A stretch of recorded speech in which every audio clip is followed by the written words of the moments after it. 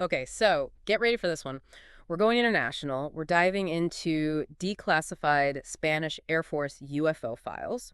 But these aren't just any old reports. These were collected and curated by Vicente-Juan Ballester Olmos. Oh, He's wow. a leading UFO researcher, and he worked on these for decades. Now, that's a name that sparks curiosity. Ballester Olmos, his dedication to this field is well known. Absolutely. So we're talking about 122 cases from 1962 to 1995, all organized into 84 files.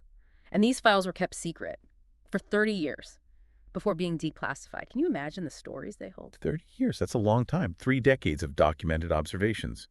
This suggests the Spanish Air Force was taking these reports, maybe more seriously than they let on publicly. Right.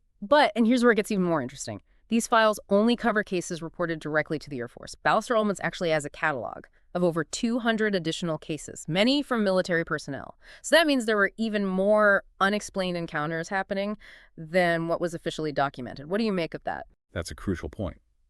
While fear of ridicule might play a role in underreporting, there could be other factors at play. Think about the potential impact on national security. If word got out about, unidentified objects in their airspace, they might have had protocols in place to downplay or even suppress certain reports. It makes you think about the pressure that those witnesses might have faced to see something extraordinary and then be told to keep quiet about it. It's incredible. Ballester Olmos' commitment to bringing these files to light. He even went back after the declassification to point out errors and missing pages and was pushing for corrections. His meticulous approach is admirable. However, it does highlight the challenges of relying on human testimony and memory, especially when dealing with events that might challenge conventional understanding. Absolutely. And speaking of challenges, there's a case from 1999 where a Chinese rocket re-entering the atmosphere was mistaken for a UFO. Could something like that have happened with some of the cases in these Spanish files? It wouldn't be surprising. Re-entering space debris can create some pretty unusual visual effects, and it underscores how important context is when analyzing these sightings.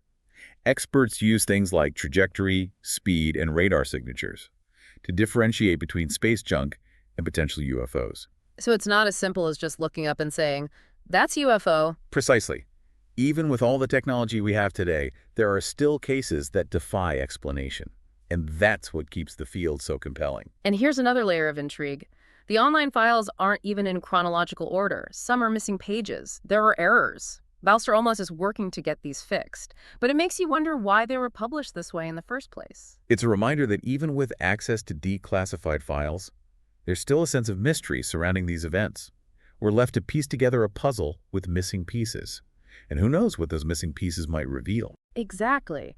And on top of all that, Ballester Olmos believes there are even more reports out there that haven't been uncovered. So even with what we have now, the full story of Spain's UFO history remains shrouded in mystery.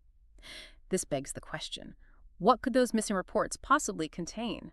Imagine the stories that are still waiting to be told. It's tantalizing to think about. It's like peeking through a keyhole into a room full of secrets. We've only just begun to scratch the surface. Speaking of scratching the surface, how about we dig a little deeper into some specific cases from these Spanish files? Let's do it. I'm particularly curious about the cases from the early 70s. There seems to be a cluster of really interesting sightings from that period. You're reading my mind. I was just thinking about the same thing. Let's jump in and see what we can unearth. All right, so we're going back to the 1970s in Spain, a time when bell-bottoms were groovy, and UFO sightings were, well, pretty frequent, it seems. Yeah, there was definitely an uptick in reports during that decade, particularly in the early 70s. And some of these cases are particularly intriguing because they involve multiple witnesses and detailed descriptions. That's what I love about these older cases. The level of detail can be amazing. People weren't just seeing lights in the sky. They were observing structured objects, sometimes at close range. Right. For example, there's a case from July 1972 in Seville. Multiple witnesses, including military personnel, reported seeing a disc-shaped object hovering over a military base. They even managed to get photographs, although the quality isn't great by today's standards. Photographs, that's always exciting. Even grainy photos can offer valuable clues Huh. about the shape and movement of these objects. What else do we know about this Seville vase? Well, the witnesses described the object as being metallic, with a dome on top, and some sort of pulsating light. They claimed it hovered silently for several minutes, before shooting off at incredible speed. A classic UFO maneuver. The silent hover followed by a rapid departure. I wonder what the official explanation was for this sighting. Interestingly, the Air Force file lists the case as unexplained. They couldn't attribute it to any known aircraft or atmospheric phenomena. That's pretty significant, isn't it, to have multiple witnesses, including military personnel, and no conventional explanation. It definitely adds weight to the case. And it's not an isolated incident. There's another fascinating case from 1973, this time near the city of Valencia. A group of hikers reported seeing a cigar-shaped object hovering low in the sky. A cigar-shaped UFO. That's a bit different from the classic disc shape. What did the hikers say about it? They described it as being enormous, at least 100 meters long, with no visible wings or engines.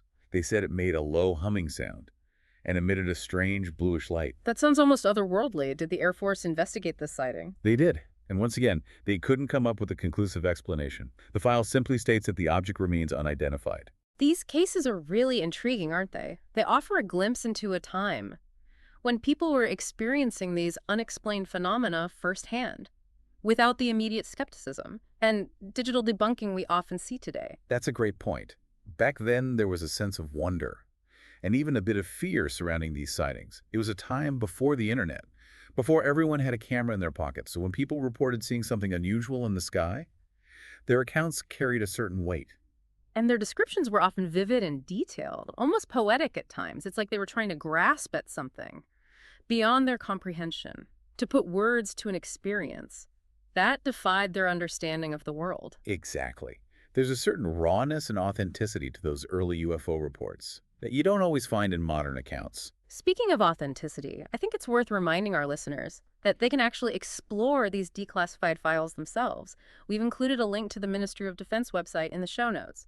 Imagine being able to read the first-hand accounts, the official reports, and even see those grainy photographs for yourself. It's a fantastic resource. And who knows, you might even spot something that researchers have overlooked. Maybe you'll make a connection between cases that no one else has noticed before. That's the beauty of having access to these primary sources. You can become your own investigator, your own analyst. You can draw your own conclusions based on the evidence presented. And who knows, you might even develop your own theory about what might be behind these unexplained encounters. Perhaps there's a pattern, a technology, or even a consciousness that we haven't even begun to comprehend. The possibilities are endless, which is what makes this entire subject so captivating. And the fact that we're still uncovering new information, new pieces of the puzzle, just adds to the allure. It's a reminder that even in our age of information, there are still mysteries out there waiting to be solved.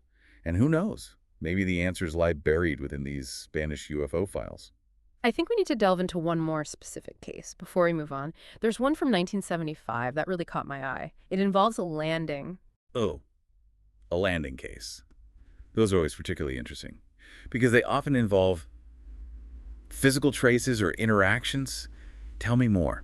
Well, this case took place in a remote area in the Pyrenees Mountains. So this Pyrenees case is really unlike the others we've discussed. It involves a shepherd who claims that a disc-shaped object landed near his flock, and he reported seeing strange beings exit the craft. Wow, that's a whole other level of encounter compared to just observing something in the sky. What kind of details did he provide about these beings? Well, his descriptions are pretty interesting. He said they were tall and slender, with large heads and almond-shaped eyes. They didn't speak, but seemed to communicate telepathically. Telepathic communication. That's a common motif in close encounter stories. It speaks to this idea that these beings might possess advanced cognitive abilities beyond our understanding. It's definitely thought-provoking. The shepherd claimed these beings examined his sheep, took some soil samples, and then departed without causing any harm. Did the Air Force investigate this incident? It seems like a pretty extraordinary claim. They did investigate. They found some unusual markings on the ground, where the shepherd said the craft had landed, but they couldn't definitively link them to any known object or technology. That's often the case with these landing reports. There's tantalizing evidence, but nothing conclusive enough to satisfy skeptics. It leaves us with more questions than answers. Exactly. And this brings us to a crucial point about these Spanish UFO files. And the entire field of UFO research, really, we're often dealing with eyewitness accounts, subjective interpretations, and circumstantial evidence. That's right. The nature of the evidence itself presents a challenge. We don't have clear-cut, irrefutable proof. in most cases. So how do we, as curious explorers of these mysteries, approach this kind of information? I think it requires a balance Yeah. of open-mindedness and critical thinking. We shouldn't dismiss these reports outright, just because they lack traditional scientific evidence. But we also shouldn't blindly accept them as fact, without questioning the source, the context, and the potential for misinterpretation or even fabrication. It's about engaging with the material thoughtfully, recognizing the limitations of the evidence, and being willing to entertain different possibilities. Maybe some of these reports can be explained away as misidentified aircraft, weather phenomena, or even hoaxes. But perhaps, just perhaps, some of them point to something truly extraordinary, something that challenges our understanding of the world and our place in the universe. It's a reminder that we still have so much to learn, and that's what makes this whole field so fascinating, isn't it? The unknown, the mystery, the possibility that there's more to reality than we currently perceive. Well, folks, you've just completed a deep dive into declassified Spanish Air Force UFO files. We've explored everything, from meticulously documented sightings to the challenges of interpreting eyewitness accounts. We've even touched upon the philosophical implications of encountering something truly beyond our comprehension. And remember, you can continue this exploration on your own. The link to the Ministry of Defense website is in the show notes. Dive into those files, examine the evidence, and see what conclusions you draw. Maybe you'll uncover a connection that's been missed, or develop a theory that sheds new light on these mysteries. Keep that curiosity alive. Keep questioning. Keep looking up at the stars and wondering what might be out there. Who knows what secrets are waiting to be discovered?